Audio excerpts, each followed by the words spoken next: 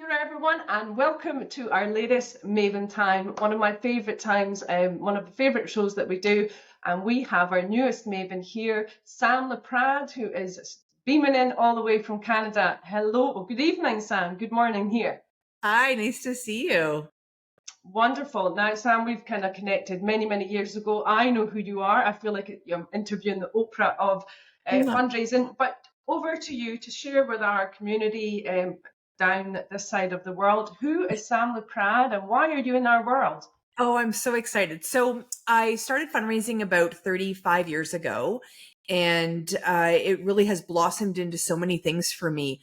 I started doing telethons early on, and then I worked for hospitals and humane societies and homeless shelter and all those incredible organizations.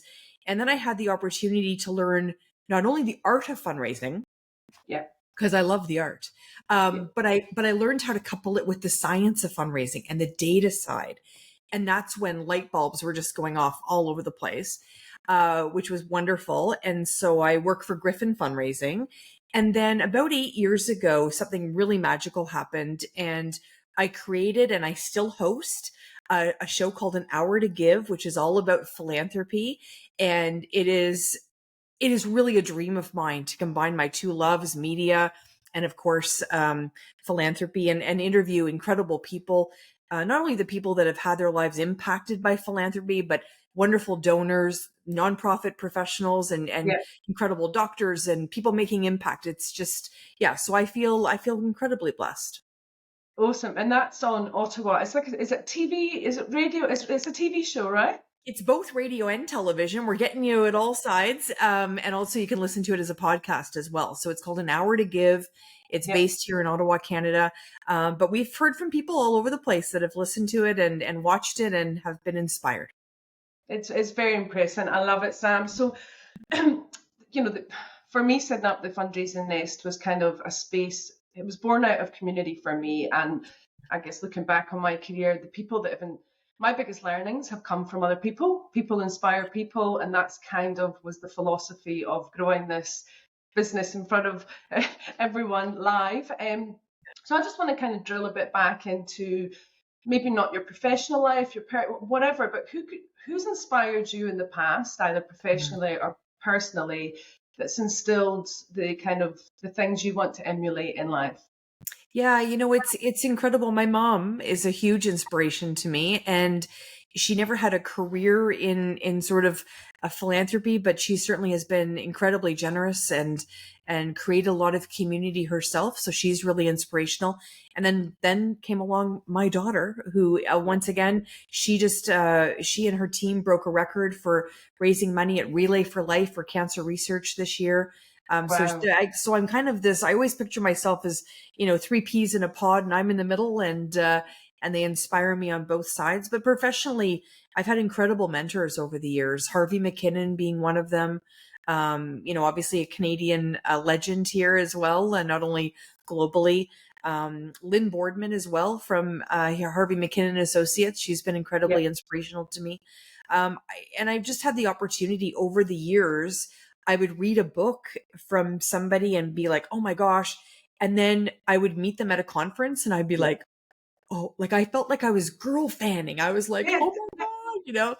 So that's been really great for me too, is just to be able to connect. And I think a big part of it for me is I found fundraising some days really lonely.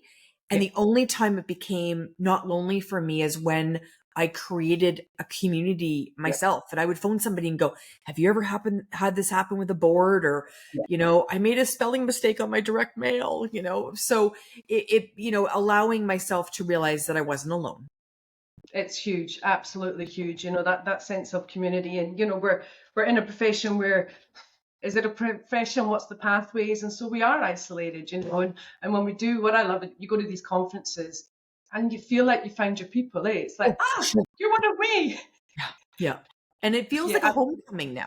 They Yeah. feel like homecomings. Like, if you were going to go to a university or something and everybody comes home, I love that feeling. And I love it too, because, inevitably, because the community is relatively small within the world, even, Yes. you'll have somebody, even at Icon, somebody came up and said, I saw a webinar that you did. And they Yeah. lived in Tennessee or something, right? I mean, so I love Yes. that. It's great. It's absolutely awesome.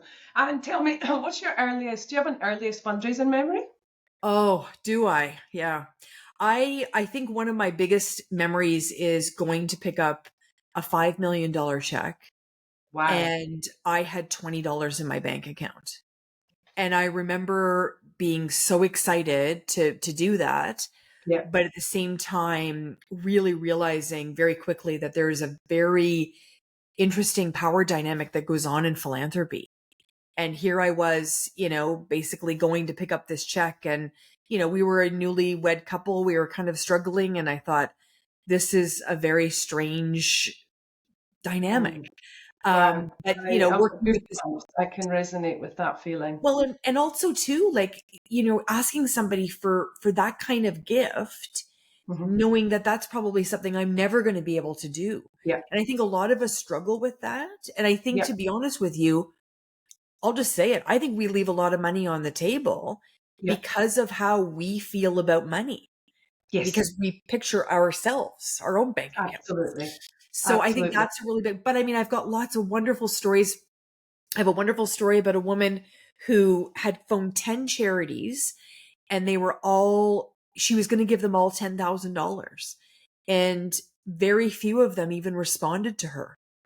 And I responded quickly, and she ended up giving me 90. So she gave me Wow. 90,000, had already given 10,000 away, and gave 90,000 to a homeless shelter that I was working for. And I remember me showing up to meet with her. And I did like every good fundraiser. I waited until I got into the car to open the envelope. Yeah. And I was like, wow, $90,000. It wasn't the That's biggest incredible. gift that I had ever got, but it was one of the most impactful. Absolutely. Oh, it's a lot. I talk about a lot at the moment, particularly because I am, looking at the kind of looking at websites, looking at charities, looking for where my community can be. And I keep saying to fundraisers, oh, you need to be present. You need to be known wherever you are. Whether it's in your Yeah. publications, whether it's sometimes it's so hard, and there's just a contact form, and why would anyone give you money when there's no face, there's no I know. names, there's nothing, and it's the basics and it's still so predominant. Yeah, I feel exactly that way. And I think with the turnover in the sector too, that we would Yeah, do ourselves a great service by being very much out there and getting those connections. And some people are shy to do that, and I'm not shy at all to do that. I've got yeah. my face plastered all over the place. Yeah, absolutely. Awesome. So you've seen a lot of changes over the last kind of 20, 30 years. What do you think? It's quite a big question, but can you kind of look at any three priorities for fundraisers, kind of particularly new ones working in the sector today? Yeah, a priority for me would be to create community for yourself. Yeah. The other thing, and maybe I'm a bit biased, but I think the more and earlier you can adapt, because this is certainly, I got it about halfway through my career, can you adapt to KPIs Hmm. and to really those, really making sure that you're creating data to support any new hires, and going this direction as opposed to this direction, and using data informed fundraising. I think that would be something that would be really, really important. And then, for me, it's always professional development is Yeah. when you're, not when you've been in the job for 5 years, when you get hired into a job, when you get asked at the very end and say, do you have any questions for us? Hmm. We cannot be shy in this sector anymore about saying, how much do you put aside for professional development? Yeah.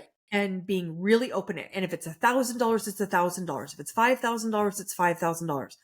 But making it a priority before you land that job, Yeah. and sharing that it's a priority for you to have that professional development. For me, I wish I could have gone back in time. Yeah. I ended up very, very lucky. I ended up with somebody who, when I worked at the homeless shelter, Laird Eddie, who he and I do Griffin, he's a big mentor of mine as well. He's inspired me as well. And he said to me during the interview, do you want to get your CFRE? And I'm like, yes, I do. Yeah. And he said, how can we support you in that? And when I came back from writing my exam, because we did it digitally, I found out right away that I had passed, and he immediately gave me a raise. That's And brilliant. so somebody that had the kind of leadership to support me. And it's not just about the money, Michelle. It was No, about, can I take a half day to study the exams tomorrow? yeah, Of course you can, right? yeah. It's about all those other pieces to support. I'd like to go to Icon. I'd like to go here. I'd like to go there. I'd like to take this webinar. It's 2 credits today or whatever. So that's important. Also, I always find too, particularly when I led kind of, I've been in education a long time, um, you know, leaders take pride. Yes, we let you go to this conference, and I've been in a situation myself before where I was once given the opportunity to go to a 5-day conference in Singapore. It was incredible, blew my mind, came back and, wanted to share. And, very much stopped in my tracks. We don't have time for you. Maybe you can tell us one day about what you learned. And I just thought, what a waste for everyone. So my message is to the leaders who do believe in professional development, brilliant, but that's only 50% your job. Your job is then to allow your team to implement and Yeah. take risks on doing something new that they've learned. Bingo. Bingo. I love that you said that. Yeah. 100%. Yeah. Yeah, because what happened, I think what's the frustration is they don't see any results from the investment in PD because they won't allow it to be put in. And so it's a waste of, they then see it as not valuable, and Yeah. it's very frustrating. 100%. 100%. I get that. Yeah. I love that. Fabulous. Okay, tell me, what excites you about the future of, we've got so much developments in the AI space and things. What excites you? Yeah, I think AI perspective, I was a bit shy. And when I saw recently, I went to a conference, and when I saw how many things were on AI, I'm like, I'm not going to any of those. And then I was in like every one of them going, I could do that. I could do that. Yeah. So AI excites me from the perspective of, I think it can help us do those things that are big chunks of time, allowing us to spend more time with donors. So I think it can help us create policies, and I think it can give us a head start on letters and that kind of thing. But at the same time, just have an opportunity to make sure that we're always connecting with the donor. I'm really excited about where legacy giving is going. I think legacy giving is a really big piece of the puzzle. And I find more and more people are really getting connected with legacy giving. Okay, we are back recording. I just lost the internet connection for only the second time only ever, Sam. So Oh, shoot. this will be part 2. I think part 1 did upload to the cloud. So welcome back, Sam. I left you talking about what excites you the most about fundraising at the moment. Yeah. And AI certainly, I think, as I was saying, I think part of it for me is that the AI piece can help us do things to allow us more time with donors. Yeah, So capturing those things, whether it's, starting off a policy, whether it's, giving us a start to a letter, whatever it is that allows us to get back to donors more, I'm all for it. The yeah, other thing that really excites me is how much attention is being spent on legacy giving. I really think that legacy giving can be the difference between some organizations actually striving and thriving, yeah. to see bigger and better things. So I think there's a really big change coming in the next 10, 15 years, when a lot of these, and sometimes 30 years from now, but when a lot of these transformational gifts will be received. Absolutely, and even just the way the way we live our lives in terms of how we transact digitally. When I managed New Zealand through the demise of checks, it was only indicative research, and there wasn't enough kind of quantity there. But there was definitely, and I had kind of guessed it, but the people who had been given by check, if they didn't transfer to a digital payment method of giving, it strong indications were they stopped giving, but they then left a gift in their will. So understanding how your donors give right now and what that looks like if that method is gone, what they're kind of where they'll be thinking, I don't want to give electronically, it's not the same feeling, but I am actually going to give a legacy gift. So there's huge scope there. Yeah. Huge. Absolutely. And Absolutely. that's Yeah. where your data comes in. Do you know how Yeah. they give? How do they Exactly. give?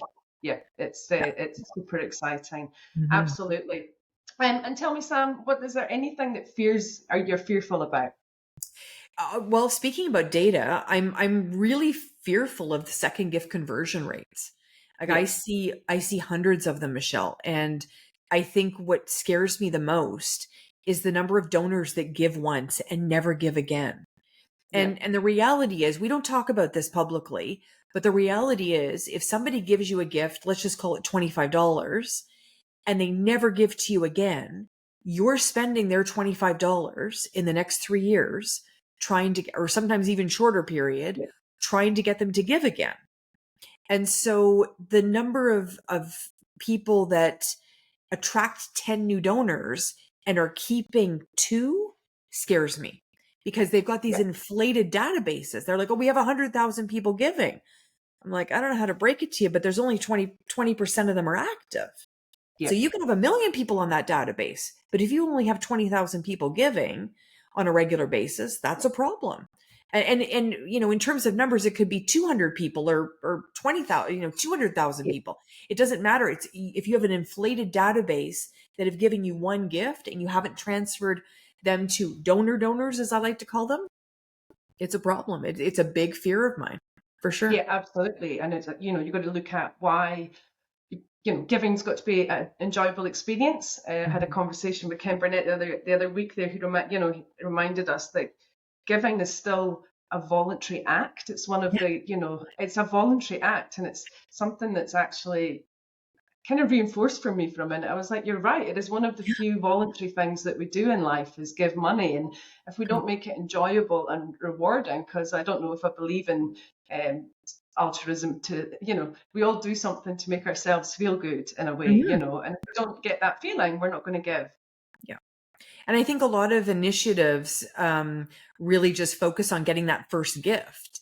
Yeah, But if you don't have and a line I use a lot, and some of my clients kind of like, oh, they don't like hearing it, but don't acquire a donor you're not planning on keeping, yeah, right? If you don't have the resources to steward them and the resources to ask again within 60 to 90 days and all of that, then don't acquire them in the first place.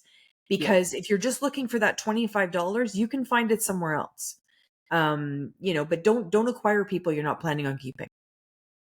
Absolutely. And so you're based in over in Canada, but Yeah. you know, you've experienced lots of global. Do you think there is do you think there's big differences around the world in terms of generosity and giving? Yeah, it's really interesting. I've seen data from all over the world, and it inspires me to see Yeah, all these different countries and all the data and people that are giving. I think certainly I remember going to see someone speak once and they were like, "Oh, we only had a 60% success rate." I was like, "60%? What? Where do you live?" yeah, So yeah, I think generosity is very different in different parts of the country, and it's something in different parts of the world. I do think it's something I want to learn more about. yeah, Because I think culturally, even in the last 10 years, I've really tried to learn about different cultures and the giving that happens. You know, for instance, you know, people that I used to always wonder why people gave $18, and yeah. it's a Jewish tradition. So learning Ah, more of that type of, you know, 18 is a symbolic number for them. I think learning more about that is certainly on my to-do list, and no, that's a yeah. little bit Oh, of that's it, but brilliant. always wanting to learn. Yeah, absolutely. And let's find out a bit more about Sam. Where outside of work, you mentioned you had a daughter. So where do we find Sam on the weekend? What do you enjoy doing? Yeah, I love traveling. We travel a lot. My daughter is 16, so she's a great traveler, and Yeah, she's usually directing me around the airport now, which is great. yeah. We have 3 dogs. I don't know how that happened. But we've got 2 mini Labradoodles, Beasley and Lucy, and then we've got a little mini Dachshund by the name of Murphy. Yeah. So we're spending a lot of time there. Um, I'm a single mom. I'm an only child and a sole entrepreneur. Wow. So I spend a lot of time. My mom is still with us, thank heavens, and I'm very blessed with a lot of friends and Yeah, yeah, doing a lot of things. We have a beautiful home here in we're in the capital, so yeah, seeing everything that Ottawa has to offer, and I host about 35, 40 events a year. Yeah. So I'm all galled out. So I do a lot You of are, I love gallons. it. Yeah, you should. If you don't follow Sam, follow her. I love events are my thing. I love Yeah. I love being part of events. Being yeah, there's something special about them. So yeah, you're definitely one of my inspirations for sure. Oh, So it's actually brilliant to have you as part of the fundraising nest, and there is a potential that you might be on our shores next year. I cannot wait. We are planning. We are talking about it probably every second day. We talk about some aspect of it, and we are heading your way for sure. Yes, and that is an opportunity we will not miss. We'll let Sam have most of her time as a holiday, but watch this Yeah. space. She's too good not to share her knowledge while she's here. So, Thanks. Sam will be joining us. I'm going to ask you one more question, and then we're going to do this or that. So Yeah. the last question is: what advice would you give to your younger self that you know now that you wish you knew then? Oh, so this is a tough one. I'm going to warn you. Yeah. So I would have learned about queen bee syndrome. Okay. So I didn't know about queen bee syndrome. Do you, Michelle? Do you know what that No. means? So queen bee syndrome is when, unfortunately, um, you work with someone, a woman who's older than you, that tries to make your life difficult. So I've worked with a number of women that were, and I look back on it now and I realize they were threatened by me, or they just felt like I needed to pay my dues. Yeah. And so I had many, many women that were very good to me. Do not misunderstand me. I had a lot of women that helped my career, but I had a few that stomped on it. And Yeah. there's a couple in particular that certainly caused me a lot of harm. And I'd really try every single day to lead 180% differently than they did. Wow. Yeah. Yes, we could have some good conversations over a glass of wine in private, I am sure. Very, very familiar to me. Again, what I love about it is everything, all the adversity you go through, you become grateful for that experience Yeah. because they made you the brilliant person you are. And so it takes a while to get to that point, but you do absolutely. And I love it. I absolutely love it. Be aware of queen bee syndrome. Yes. Right, we're just going to go into this or that before we wrap up. I'll give you 10 quick fires and you tell me straight off what you think. Let's go. Mountains or beaches? Beaches. Introvert or extrovert? Extrovert. Movies or books? Movies. Tea or coffee? Tea. Cats or dogs? Dogs. Morning bird or night owl? Oh, both. Night owl. Yeah. Camping or hotels? Oh, hotel. Phone calls or text messages? Phone call. Pizza or curry? Oh, pizza. And finally, I don't know if you've got this over there. I didn't think about that. Marmite or honey? Oh, honey, because I know what the other one is, because I married an Australian. I'll take honey all day long, my friend. All day long. Yeah, Yeah. absolutely. Sam, it has been brilliant joining us and introducing you to our community. As I said, Sam Laprade is our kind of 24th Maven, over 700 years experience our Mavens have. They've aligned with the vision of the nest. They're supporting and sharing their knowledge, and Sam will be in our shores next year. But this is just the first introduction to Sam, and I'm sure you'll see much more of Sam and her knowledge. That was about the knowledge keepers sharing their knowledge, and I love it. Sam, thank you so much for joining us today, and we will see you soon. Thanks, Michelle. Bye.